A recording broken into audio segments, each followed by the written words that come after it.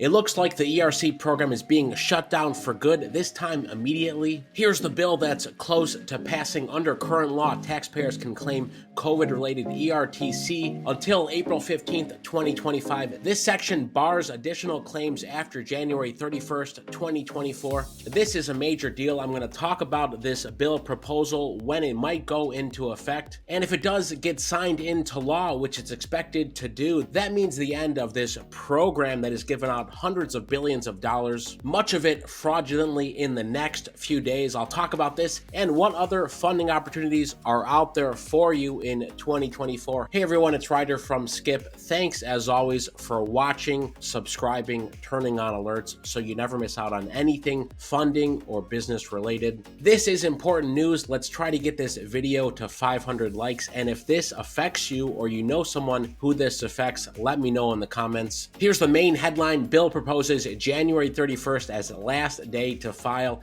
employee retention credit claims. Yes, this was a great program many people took advantage of, but at the end I'll leave you with 5 other funding opportunities that you can be looking into and potentially taking advantage of this year if your business qualifies, and I'll tell you how to check. But the House Ways and Means Committee recently advanced a bill that gives a proposed deadline of January 31st to the ERC claim. This bill, which I just showed you, the Tax Relief for American Families and Workers Act of 2024, passed the committee in a 40-3 vote. Here's a good summary. Although the earlier deadline provides further proof that Congress and the IRS are serious about addressing ERC fraud, and there's a lot about that here in the bill I'll get back to in a second, this potential immediate stop a few days from now increases the risk that eligible businesses may miss the filing deadlines. The employee retention credit was initially authorized by the CARES Act back in 2020 to incentivize businesses to retain their employees, and provided substantial cash refunds to businesses negatively affected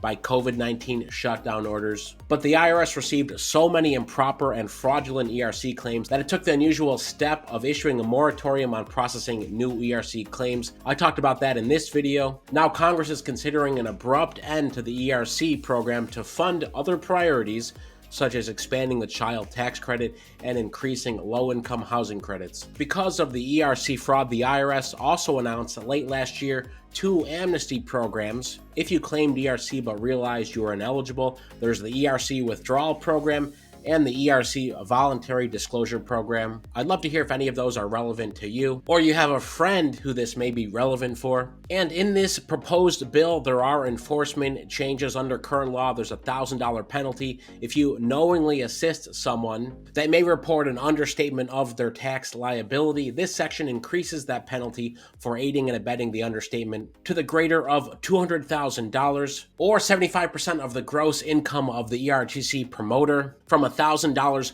up to $200,000. That's a 200x increase in the potential penalty. Also, under current law, a paid tax preparer may be subject to a $500 penalty for each failure to comply with due diligence requirements on a certain refund claim. This section requires COVID ERTC promoters to comply with similar due diligence requirements and applies a $1,000 penalty for each failure to comply. So a 2x penalty increase there. And similarly, there are a few more penalties proposed in the law. So what's next after ERC? You know, this was touted as the last of the major pandemic programs. With the good came the bad. Like all these programs, there has been substantial fraud. The good news is, if you are a serious entrepreneur and a serious business, there are programs out there that are geared to helping you. We have dozens and dozens of grants and funding partners on the Skip website. Link is in the description. And if you want to see potential funding that you may be eligible for today, use our funding eligibility search. All you have to do is put in your time in business, potential business revenue, and a couple other things, and you can see what potential funding options you are eligible for. These are loans and financing up to $1.5 million, $250,000,